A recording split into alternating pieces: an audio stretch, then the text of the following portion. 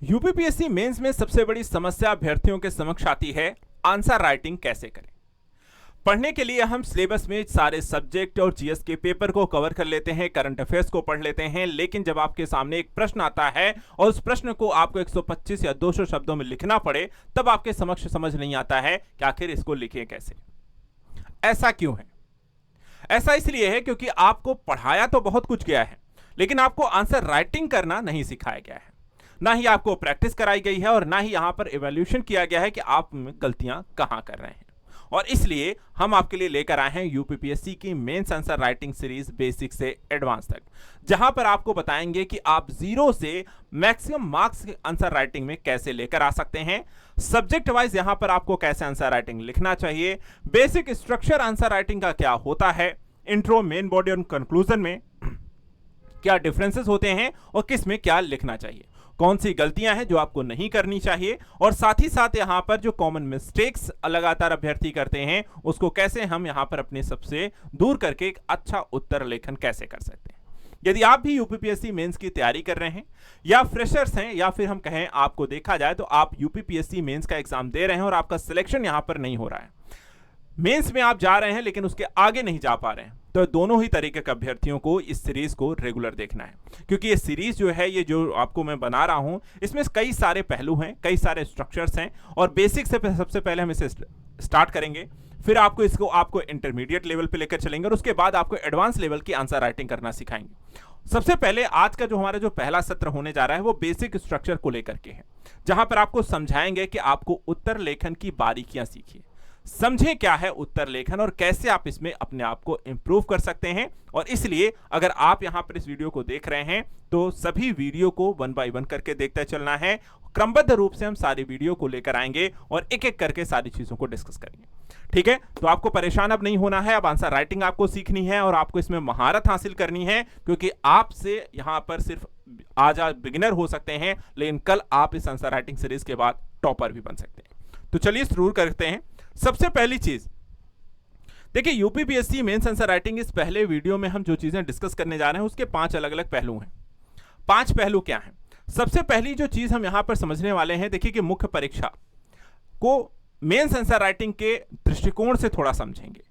Already आप अगर UPPSC exam की तैयारी कर रहे हैं तो आपने मेंस का पैटर्न देखा होगा, लेकिन हम आंसर राइटिंग के पर्सपेक्टिव के दृष्टिकोण से इसको यहां पर सबसे पहले डिकोड करेंगे।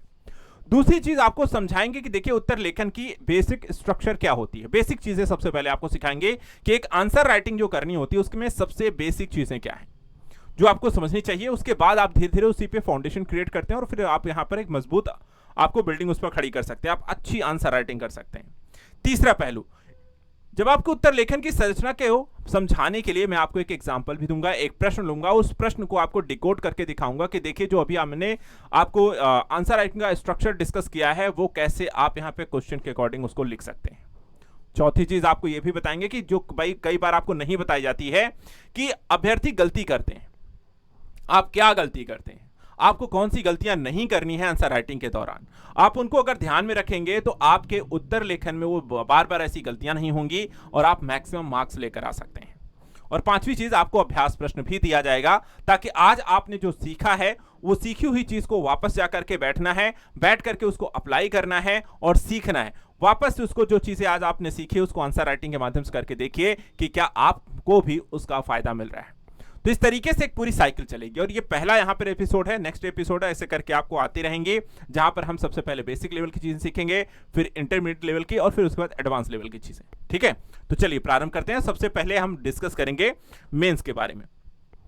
देखिए मेंस में आप अगर पेपर देखते हैं, ठीक है, आप ये पैटर्न को आप देखते हैं कि मेंस क्या है। यूपीपीएससी का मेंस अगर आप देखेंगे तो वहां पे सामान्य हिंदी का एक पेपर है, उसके बाद आपको निबंध का एक पेपर आता है, फिर आपको सामान्य अध्ययन 1, 2, 3, 4 पेपर आता है और पांचवा और छठा पेपर जो हाल ही में जोड़ा गया है वो यूपी स्पेशल है, यूपी बेस्ड आपको जोड़ दिया गया है। तो टोटल यहां पर 8 पेपर मेंस में देने होते हैं, जिसमें आपको जितना अच्छा लिखकर आएंगे उतना अच्छा यहां पर प्रभाव पड़ेगा। अब इसमें से आंसर राइटिंग की बात करें तो मुख्य परीक्षा उत्तर लेखन में हम यहां पे जीएस के 6 टॉपिक पर पहले डिस्कस करेंगे। इसमें हम निबंध और एसे को फिलहाल और सामान्य हिंदी शामिल नहीं कर रहे हैं। एसे को लेकर के एक अलग सत्र भी आपके लिए लेकर आएंगे जहां एसे पर भी हम डिस्कस करेंगे, उसको भी आपको लिखना सिखाएंगे। लेकिन पहले आंसर राइटिंग, क्योंकि यहां पे देखिए इसके 6 पेपर आते हैं, ठीक है। तो 6 पेपर हैं। अब 6 पेपर में अगर आप देखें तो सबसे पहली जो चीज आती है कि यहां पर इन पेपर्स में आपको कितने नंबर के कितने क्वेश्चन आते हैं। तो देखिए इसमें 2 तरीके क्वेश्चन आते हैं, एक 8 नंबर का आता है और एक 12 नंबर का आता है। अब इनको लिखना कैसे वो सिखाया जाएगा, 8 नंबर वाला कैसे लिखना है, 12 नंबर वाला कैसे लिखना है। जो 8 नंबर वाला जो क्वेश्चन आता है वो देखिए लघुत्तरी तरीके का प्रश्न होता है, जिसको आपको लिखना होता है 125 शब्द में। कितने शब्द में, तो 125 शब्द वाला जो क्वेश्चन होता है वो कितने नंबर का होता है, 8 नंबर का होता है। दूसरा अगर देखा है तो एक और होता है, यहां पे प्रश्न होता है 200 शब्दों के होते हैं। 200 शब्द के यहां पे जो क्वेश्चन होते हैं वो कितने नंबर के होते हैं, 12 नंबर के होते हैं। ठीक है, तो यहां पे ध्यान देखिएगा कितने कितने प्रश्न होते हैं वो भी बता दें। तो देखिए यहां पे 125 यानी कि 8 नंबर वाले जो होते हैं वो 10 क्वेश्चन होंगे, और 200 शब्द वाले जो 12 नंबर वाले होते हैं वो भी आपको 10 क्वेश्चन होंगे।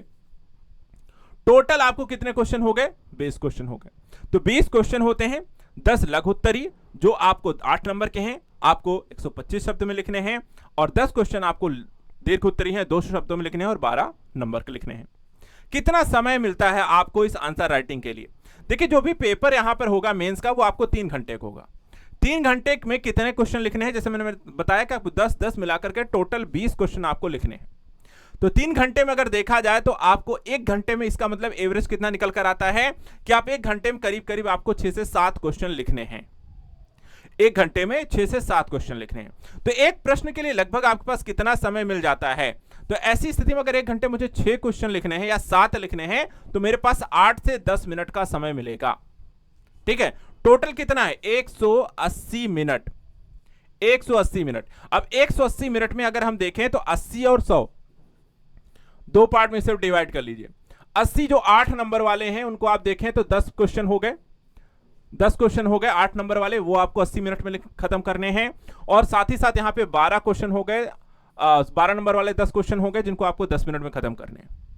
ठीक है, तो 12 नंबर वाले भी 10 क्वेश्चन हैं और 8 नंबर वाले भी 10 क्वेश्चन हैं, आपको इस तरीके से खत्म करने हैं 3 घंटे में, ये पूरा पेपर हो गया। अब यहां पर देखा जाए, ये तो आपका हो गया मेंस परीक्षा एग्जाम में लिखने का समय कितना है, कितने पेपर आते हैं, हर पेपर में यहां कितने क्वेश्चन आते हैं, कुछ क्वेश्चन भी कितने तरीके के होते हैं, कितने तरीके क्वेश्चन में कितने शब्दों की समस्या है, सीमा, और हर एक क्वेश्चन के लिए कितना समय मिलता है। अब यहां पर समय आता है एक चीज और का, कि आपका एग्जामिनर के पास कितना समय होता है आपकी कॉपी को स्कैन करने के लिए।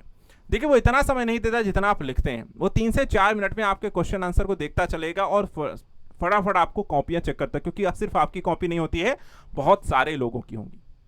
ठीक है, तो ऐसी स्थिति में आप कैसे अच्छा उत्तर लिखें, किस एग्जामिनर के पास जो बहुत ही कम समय में आपकी कॉपी को देखता है, तो उसको वहां पर आपके उत्तर को अच्छा उसे लगे, प्रभावशील लगे और वो आपको ज्यादा नंबर दे। यही सारी यहां पर चीजें सीखनी है, ताकि एग्जामिनर जो बहुत ही कम समय में आपकी पूरी कॉपी को देखता चलेगा कि उसे वो चीजें मिलती जाएं जहां वो आपको नंबर देने पे मजबूर हो जाए। और उसी के लिए हमें सीखना है एक अच्छा उत्तर लेखन कैसे करें। समझ में आ गई? तो पहला स्ट्रक्चर क्लियर हो गया, पहली जानकारी आप सभी को क्लियर हो गई। अब चलते हैं दूसरे स्टेप में। दूसरा स्टेप यहां पर क्या है, पार्ट 2 जो है हम डिस्कस करेंगे आपको बेसिक आंसर राइटिंग के स्ट्रक्चर को लेकर के। इसमें देखा जाए जब भी आपके पास कोई भी प्रश्न आएगा, उस प्रश्न को आपको देखा जाए तो 3 तरीके से फॉर्मेट में यहां पर डिवाइड करना होता है। इंट्रो लिखना होगा, जिसको हम हिंदी में भूमिका कहते हैं, फिर आपको मेन बॉडी मुख्य भाग लिखना है, और तीसरा कंक्लूजन यानी कि निष्कर्ष लिखना है। अब यहां पर आपको 2 तरीके के प्रश्न हैं, 125 शब्दों वाला भी है और 200 शब्दों वाला भी है। ठीक है, तो 125 शब्द है या 200 शब्द है उसको बाद में रखते हैं, पहले ये समझते हैं आखिर इंट्रो क्या होता है, इसमें क्या लिखा जाता है, किस तरीके का लिखा जाता है, क्या क्या चीजें लिख सकते हैं, मेन बॉडी में हमें क्या लिखना चाहिए, किस तरीके की मेन बॉडी होनी चाहिए, कि यहां पर हमारे उत्तर लेखन को जो एग्जामिनर के पास बहुत कम समय है वो यहां पर वो सारी चीजें जो मैंने लिखी हैं वो उसे समझ में आ जाए बहुत ही कम समय में भी। और तीसरा कंक्लूजन कैसा होना चाहिए। तो सबसे पहले बात करते हैं आपका इंट्रो कोई भी प्रश्न के लिए सामान्यतः कैसा हो सकता है। तो देखिए सबसे पहली चीज, इंट्रो में 4 चीजें ध्यान रखिए। इंट्रो बहुत बड़ा नहीं होना चाहिए, यानी इंट्रो छोटा होगा, शॉर्ट इंट्रो होना चाहिए। मुख्य जो भूमिका आप लिखने वाले हैं वो छोटी भूमिका होनी चाहिए, क्योंकि आपके पास सिर्फ 150, 125 या 200 शब्द हैं।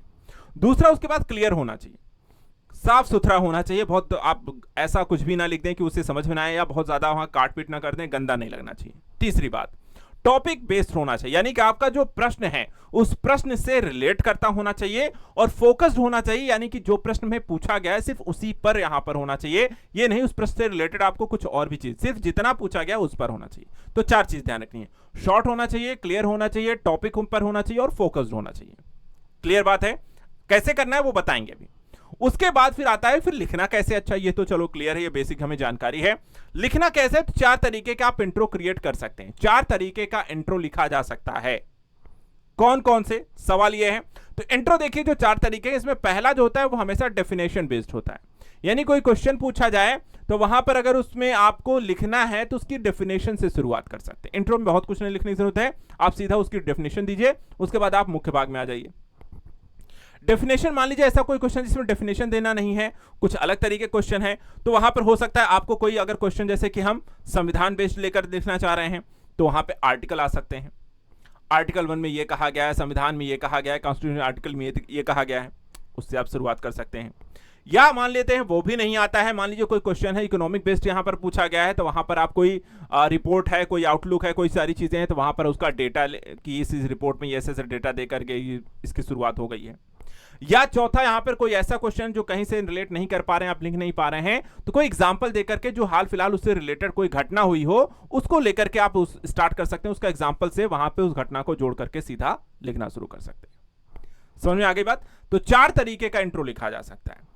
कौन कौन सा इंट्रो लिख सकते हैं हम? डेफिनेशन बेस्ड लिख सकते हैं, कोई आर्टिकल बेस्ड लिख सकते हैं, कोई यहां पर आपको देखा जाए तो डेटा बेस्ड लिख सकते हैं, या फिर कोई एग्जांपल बेस्ड भी उसे लिख सकते हैं, करंट से जोड़ करके भी उसे लिखा जा सकता है। क्लियर है? कैसे होगा वो भी बताएंगे। फिर जब आप इसकी शुरुआत कर लेंगे, जब आप इंट्रो लिख लेंगे इनमें से कोई भी एक तरीके का, उसके बाद आपको जोड़ना है उसे अपने मुख्य भाग से, इंट्रो से। मेन बॉडी में क्या करना होता है? मेन बॉडी में अगर हम देखें तो यहां पर आपको करना है हेडिंग को पॉइंट फॉर्मेट में। 2 तरीके की चीजें ध्यान रखनी है। आपका मुख्य भाग जो होता है बहुत जरूरी चीज है, जहां सबसे ज्यादा शब्दों को लिखना होता है और साथ ही सबसे ज्यादा आप वहां पर मार्क्स लेकर आएंगे। सारी चीजें वहीं पर डिपेंड होती है। अगर आपने मेन बॉडी अच्छा लिखा होगा तभी आपको अच्छा आंसर मिलेगा, अंक मिलेंगे। सबसे पहली चीज लिखना कैसे है। देखिए 125 शब्द ही लिखनी है, तो ऐसे में हम टू द पॉइंट चीजें लिखते हैं। ठीक है, एक तो हेडिंग भी डालिए और या फिर यहां पर पॉइंट फॉर्मेट लिखिए। हेडिंग डालकर लिखते हैं तो उससे यहां पर चीजें क्लियर हैं, आप किस किस चीजों के बारे में बता रहे हैं। कई बार आपको जो एग्जामिनर होता है वो हेडिंग्स पर ही नजर डाल लेता है, अच्छा इस चीज के बारे में लिखा गया, फिर थोड़ा सा नजर डाल लेता है क्या क्या पॉइंट आपने डाले हैं। बहुत आसान क्लियर है, उसके लिए स्कैन करना आसान हो जाता है और आपको अच्छे नंबर वहां पर मिलते हैं। दूसरी चीज, हमेशा ध्यान दीजिए क्या क्या चीजें आप मेन बॉडी में लिख सकते हैं। क्या आपको, तो सबसे पहली चीज कॉज या फीचर। मान लीजिए कोई प्रश्न पूछा गया जिसका कारण या उसकी विशेषताएं या मुख्य विशेषताएं या परिचय देना है, तो वो चीज आप यहां पे कॉज और फीचर से लिख सकते हैं। या उसका प्रभाव इंपैक्ट पूछ लिया जाए वो लिख सकते हैं। या कोई एग्जाम्पल है जो उस घटना से जुड़ा हुआ है, करंट का इवेंट है, वो लिख सकते हैं। या उसका डायग्राम भी अगर आपके पास में याद है, मैप है, चित्र है, डायग्राम, फ्लो चार्ट है, ऐसा कुछ है जो आप बना करके उसको यहां पर लिख सकते हैं, तो वो आप यूज कर सकते हैं।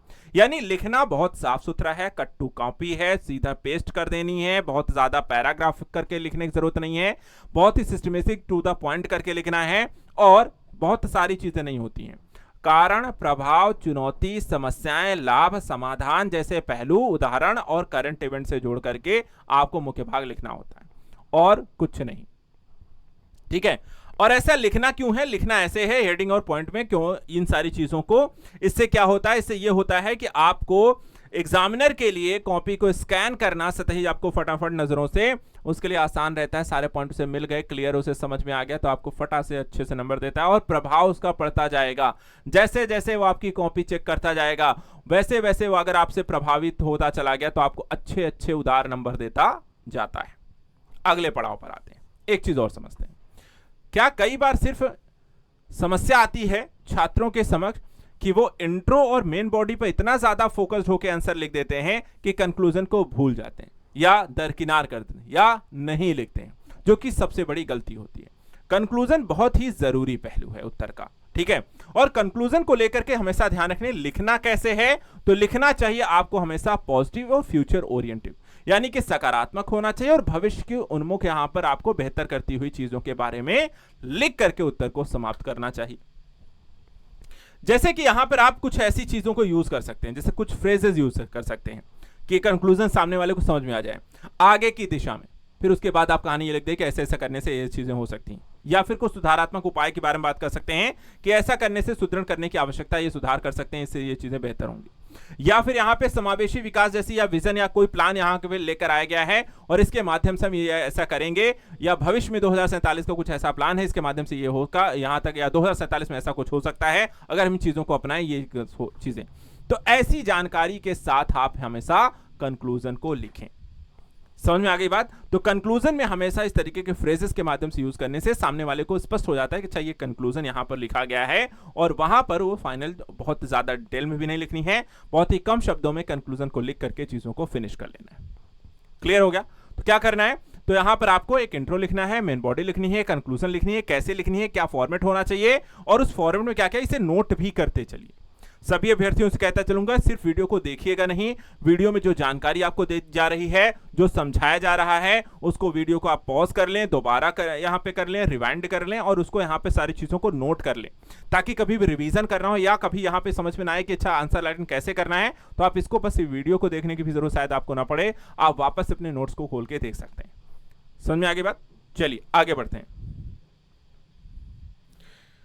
अब तीसरी चीज जो मैं आपको सिखाने जा रहा हूं, जो आपको अभी मैंने आंसर को स्ट्रक्चर किया है, अब इसी का एक आपको फॉर्मेट यहां पे लिख करके बताता हूं आखिर यहां पे कैसे लिखा जाएगा। इसके लिए लेते हैं एक प्रश्न, ठीक है? पार्ट 3 में हम प्रश्न से समझेंगे आपके आंसर राइटिंग स्ट्रक्चर को कैसे ढाला जाता है।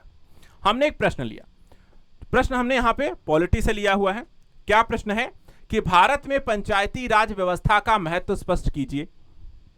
समझ में आ गई बात? तो यहां पे देखिए, सबसे पहले यहां पे जो आपका वर्ड यूज किया गया है इस पर ध्यान देना है।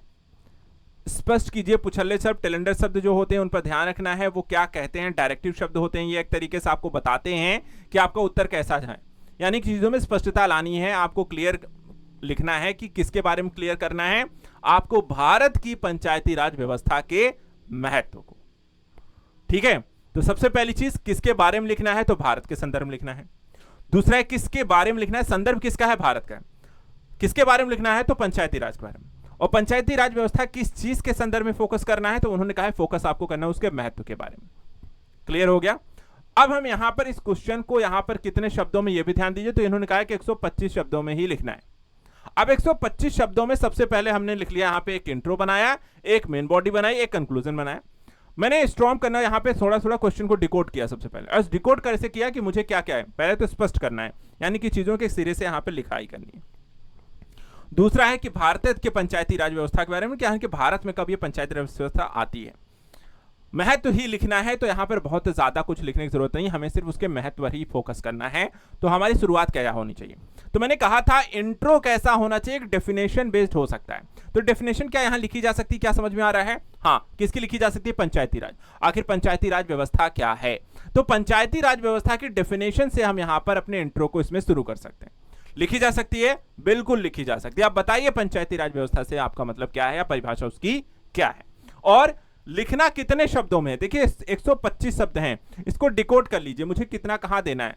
तो 25 शब्द में अगर आपको यहां पे इंट्रो में दे देता हूं, करीब 90 शब्द जो होता है मैं अपनी मेन बॉडी के लिए रख लेता हूं, और अपने लास्ट में कंक्लूजन, क्योंकि बहुत बड़ा लिखना ही नहीं है, सिर्फ 10 शब्द में यहां पर 1-2 लाइन हम लिख करके खत्म कर सकते हैं। ठीक है, अब यहां पर हमारे 25 शब्दों में डेफिनेशन भी सिर्फ लिखनी है, बहुत ज्यादा कुछ लिखना नहीं है। इंट्रो बहुत बड़ा नहीं होना चाहिए, मैंने पहले ही कहा है। डेफिनेशन बेस्ड होना चाहिए, शॉर्प स्पष्ट होना चाहिए, क्लियर होना चाहिए। तो बस यहां पर हमने पंचायती राज व्यवस्था का इंट्रो लिख करके चीजों को फिनिश करनी है।